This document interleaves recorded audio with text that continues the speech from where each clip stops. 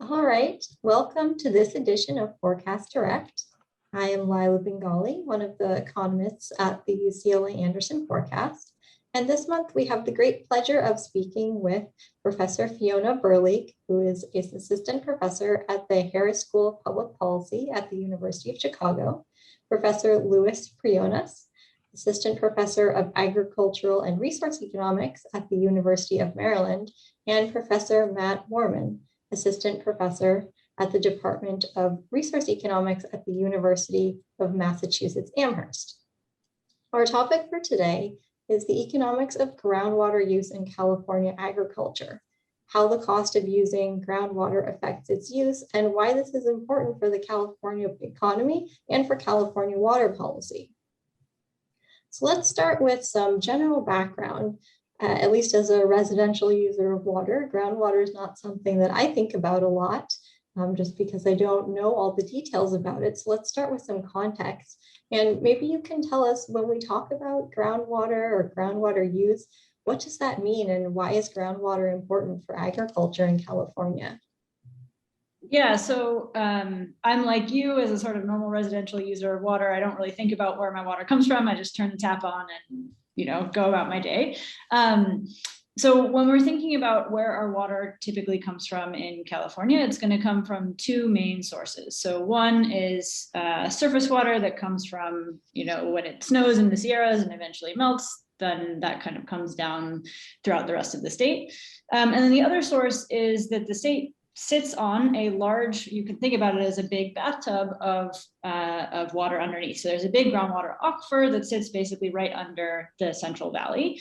And you can drill a well, just like you might drill an oil well, to extract that water. And so that's a sort of second source. So farmers are heavily reliant in California on both of these sources of water, right? We grow basically everything that's delicious that we eat in this country comes from California. In order to support that agriculture, it doesn't rain enough in the state in order to kind of fully support all those farms. And so farmers need to get water from other sources. So they tap into both the surface water resources and the groundwater resources to water their crops.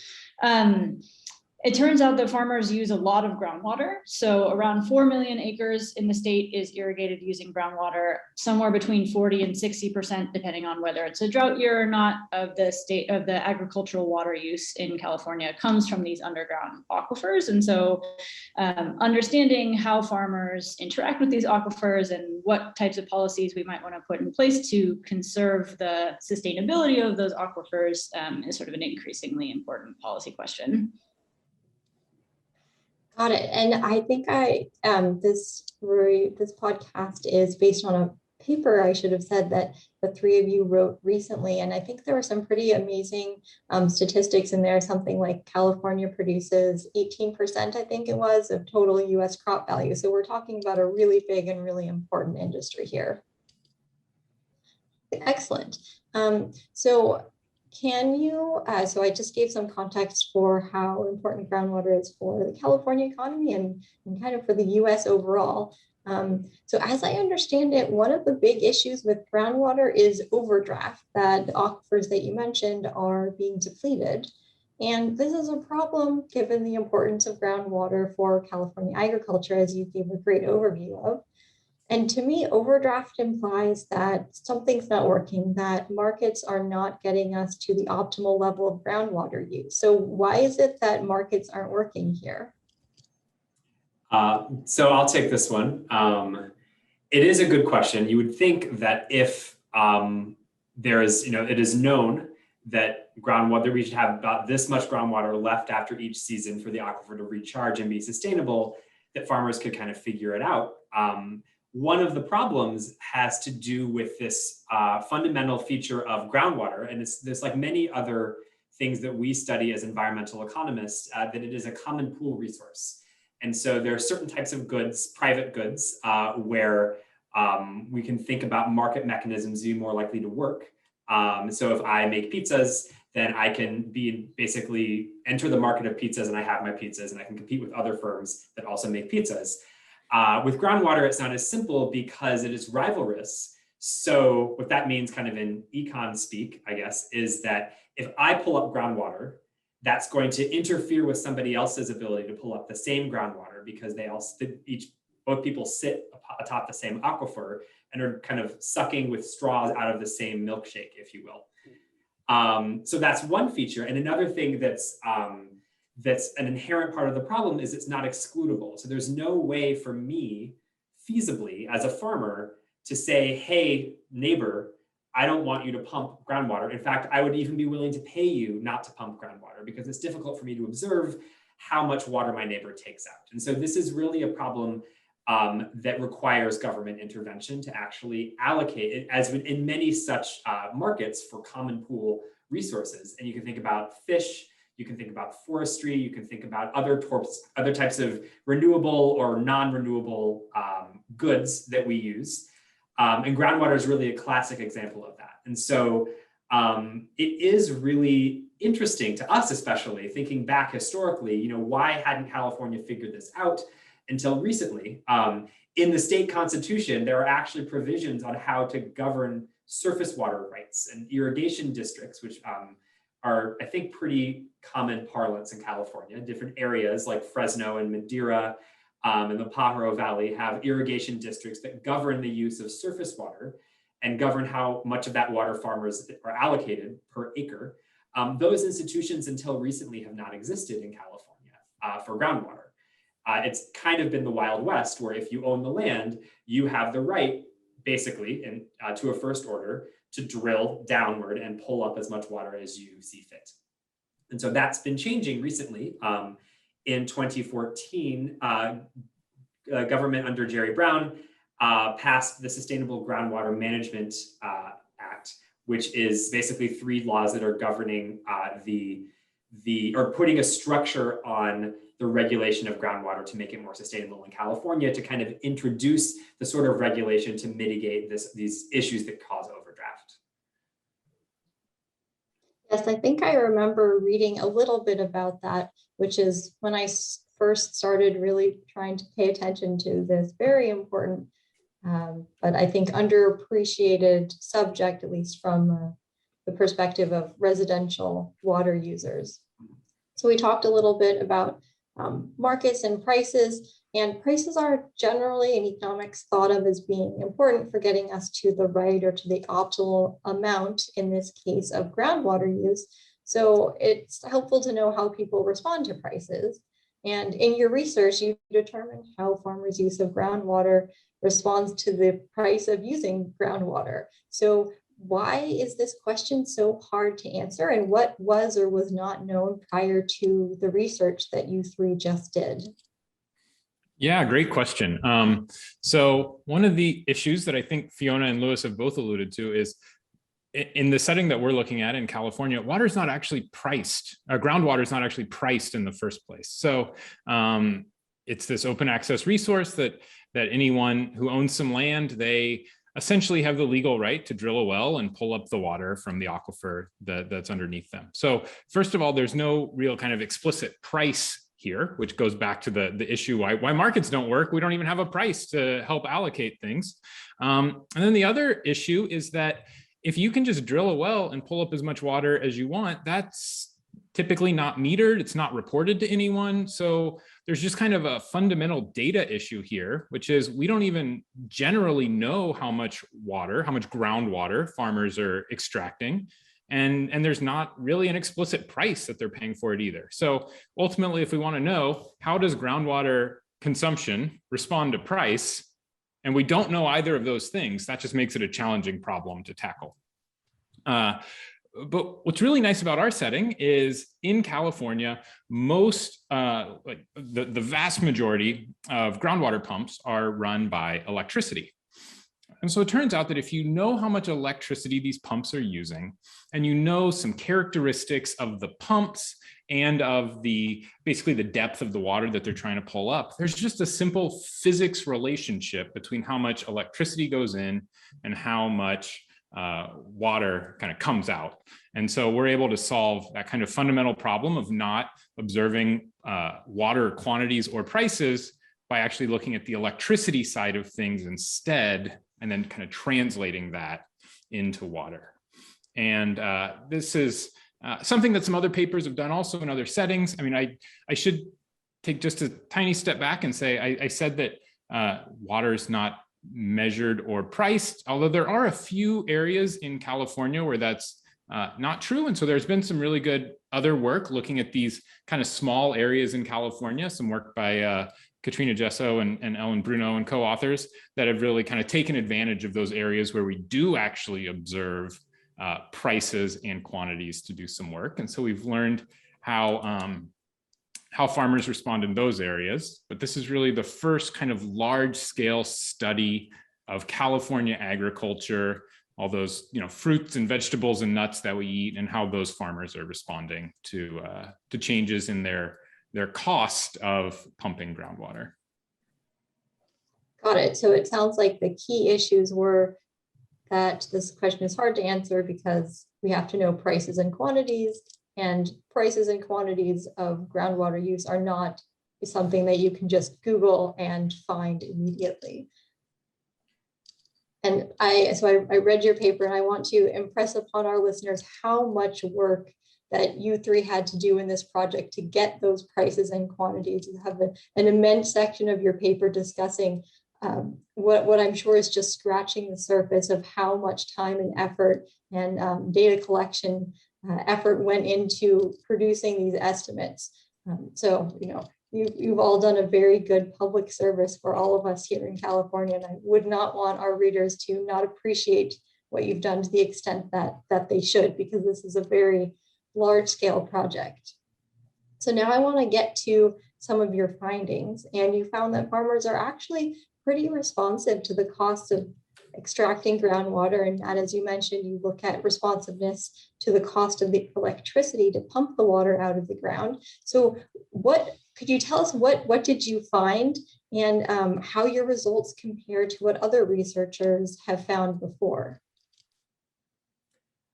Yeah, so as Matt alluded to, like the thing for us that lets us actually estimate this responsiveness to changes in groundwater cost is that we observe really good data on the price of electricity that these farmers pay, and then how much electricity they actually use. And this is our bread and butter as energy economists. The three of us really this is our first foray into groundwater or agriculture.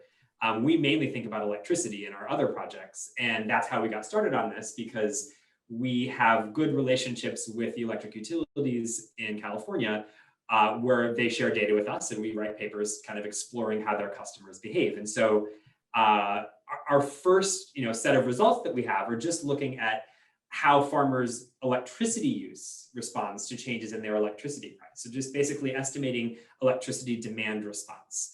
And there are many different applications of electricity demand response regressions that other energy economists have done that have typically focused on residential consumers, so how households respond if their price goes up on peak energy days or something like that. But not as much has been on the commercial and industrial side, other sectors of the economy, and very little on agriculture.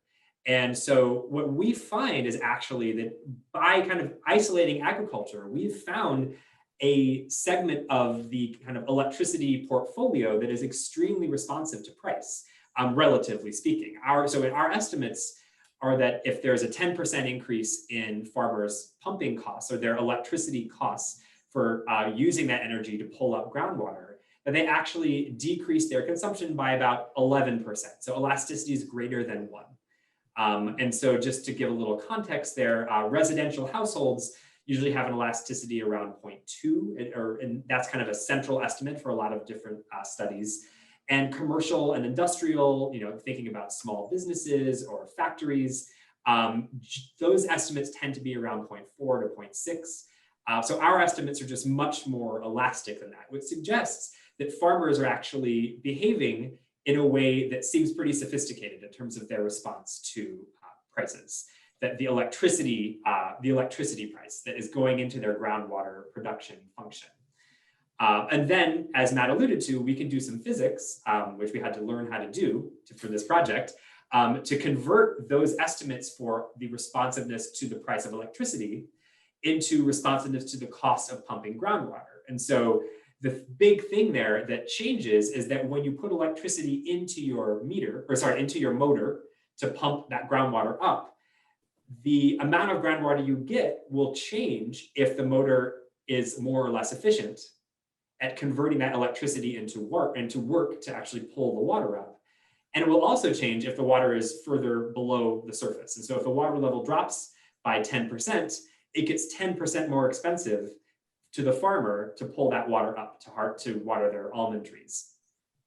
And so we find really similar responses to the cost of groundwater itself, which combines both the changes in the electricity price as well as other stuff like the changes in the depth of the water. And so that responsiveness is pretty similar, where we estimate elasticity is greater than 1, which suggests that if farmers' costs go up for pumping groundwater, whether that comes through an increase in the electricity price and the electric utility saying, we're going to price higher because it's a hot day, or it's a hot month, or there's less snowpacks, or hydroelectric dams aren't going to be able to generate as much power this year. So whether the cost increase comes through that mechanism, through electricity, or the cost increase comes from the groundwater level dropping because everybody's pulling that water up, farmers are going to be really responsive to either source of cost shock that they face. And I guess to compare that result to previous estimates, we are finding more responsive groundwater use than previous estimates or previous papers that have studied farmers extracting groundwater. And part of that might have to do with the fact that our measurement is quite good relative to previous work, because we do observe really accurate electricity price information. So that allows us to be really precise here.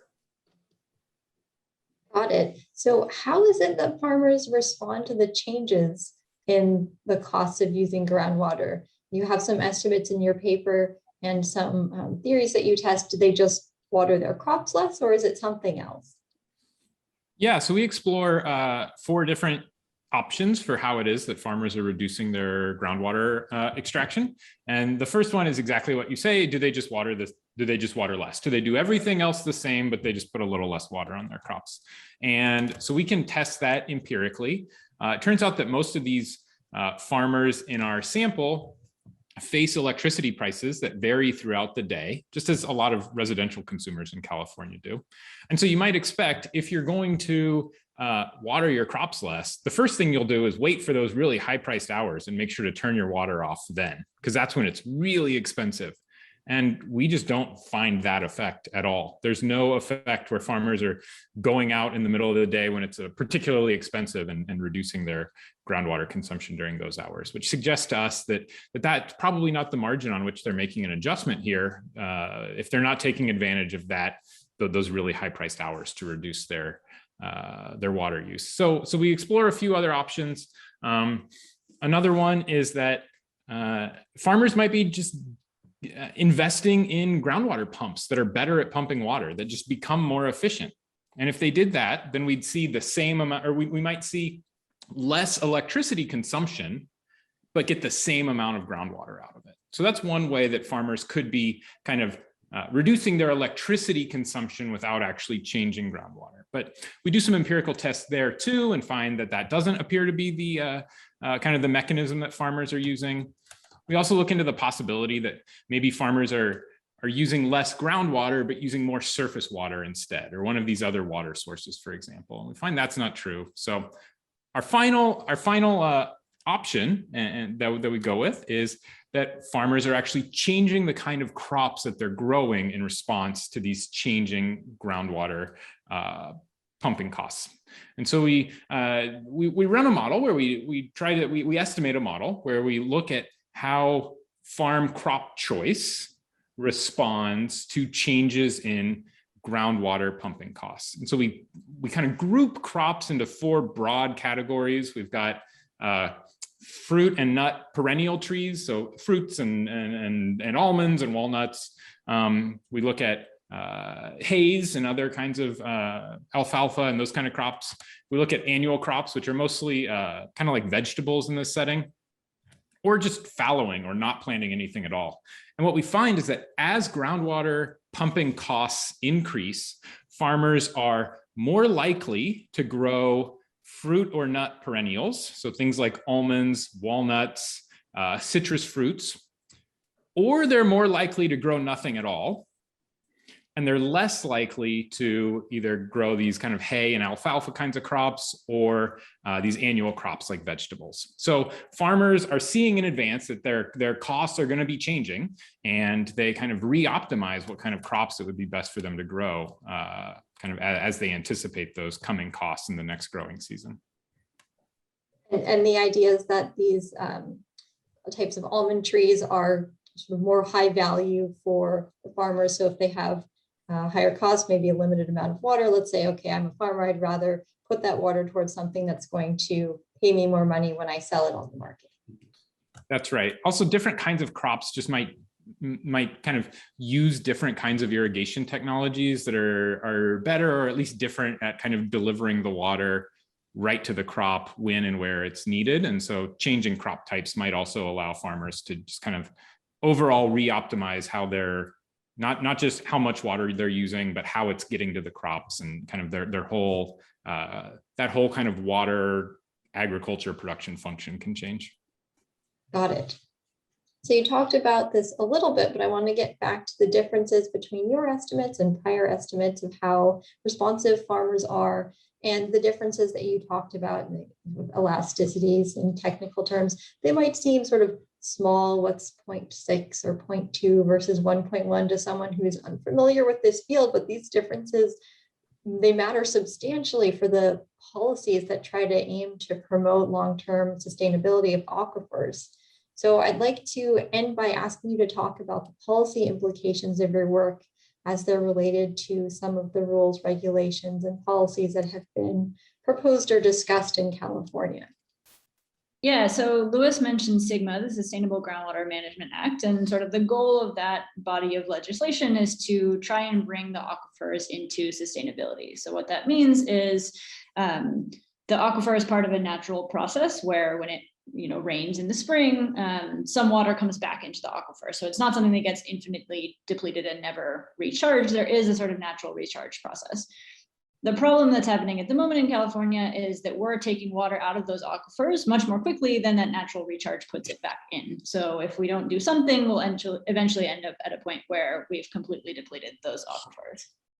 So what SGMA is trying to do is to slow down or halt that extraction so that we can bring this natural system kind of back into better balance. In order to do that, basically what SGMA does is imposes or empowers local agencies with the ability to try out a whole bunch of different options for curtailing water use. That can be a local price or a tax, that can be a local quantity restriction, that can be bans on a particular type of crop being grown in the region, et cetera, et cetera. So lots of local policymakers have a large amount of flexibility to decide exactly how to achieve these sustainability targets. But the key thing is that different parts of the aquifer, so different basins in California, have different targets for how much of a reduction in extraction needs to occur. So think about certain basins, you might want to reduce extraction by 50%. So if that's the case, then it's going to be really important to know how farmers might respond to different policy instruments in terms of their reductions in consumption. And taking the most basic kind of economics policy instrument, which is imposing a price, if you have an elasticity of 0.5 from an older estimate versus an elasticity of 1, that suggests that under our bigger estimates, it's actually substantially easier to achieve the state's sustainability goals than it would have been thought based on the prior estimates, right? So comparing a low elasticity to a high elasticity, if the elasticity is in fact high, which is what we're finding, it suggests that farmers are actually going to be quite responsive to local policies, which is actually great news from a sort of aquifer sustainability standpoint. We can get a large amount of change in farmer behavior for a relatively small change in price or in the cost of groundwater extraction. So that's kind of the optimistic part of what we're finding. Of course, since we're economists, you have a one hand and then you have another hand. So on the other hand, the other implication of what we're seeing, of course, is that because farmers appear to be changing their water use by changing what they're growing, that also potentially has larger scale impacts on agricultural markets as a whole, right? So if farmers are really switching out of growing things like lettuce or strawberries or something like that, and really putting energy into almonds and oranges. That might be great for the kind of delicious fruit and nut market, but definitely has implications on sort of what we eat more broadly. So I'd say that, this is great news on the sustainability front, but doesn't come completely for free. There is something else that's going on in the background to enable these reductions to happen. And that's even more prominent because California, as we talked about at the beginning, is such a large producer of many of these food crops that we eat in the US, and I think across the world in some types of crops as well. Yeah, exactly. And I guess one thing I want to just quickly add to that is to note that, while it might be a bit uncomfortable for us to think about a particular vegetable that we like becoming much more expensive in the market, in some sense, what we've been doing all along by having this groundwater be an unpriced resource is we're throwing a really big subsidy at the consumption of that particular product, right? And so what these types of regulations have the potential to do is actually bring us back into a world of sustainability that we sort of never lived in. So while it sounds like it's a kind of bad thing to potentially reallocate this cropland, from an economist perspective, it's actually probably really good because we've been doing a lot of waste because the water has been way too cheap relative to its actual value to society. So by increasing the cost of water and having farmers slightly reallocate what they're growing, that actually probably means that from a societal perspective, we'll have a better overall mix of crops on the market that take into account kind of what the land and what the climate can sustain. Excellent. Well, that sounds like a perfect place to end. And it definitely strikes me that this is a first step in the complex question of how to manage California's scarce resources. And it's really important, as you have talked about with us today, to understand the effects of the policies that we might consider. So I want to thank all of you for sharing your research with me and with all of our listeners today. And as I mentioned, and towards the start, this conversation was based on a recent paper that the three of you wrote that's posted on the NBER, National Bureau of Economic Research website, called Energy, Groundwater, and Crop Choice. So thank you all very much. And it was my pleasure to speak with you today. Leila, can I add one thing? Sure. I want to kind of preview some work that we're doing related to what Fiona's last point was about the sustainability of the climate going forward. Is we have some work using the same data in the same setting, looking at temperature. We're recording this during a week when California and all the West Coast is having record heat waves. And another piece of this puzzle is that the climate is a moving target. And so what sustainability means now might change, and we might want to think about how these farmers are going to respond to very hot temperatures. And so just a little teaser for something else we're working on to think about how groundwater is a means to adapt to a warming climate. Excellent. Well, thank you. It seems like a lot of these climate phenomena are very tightly linked.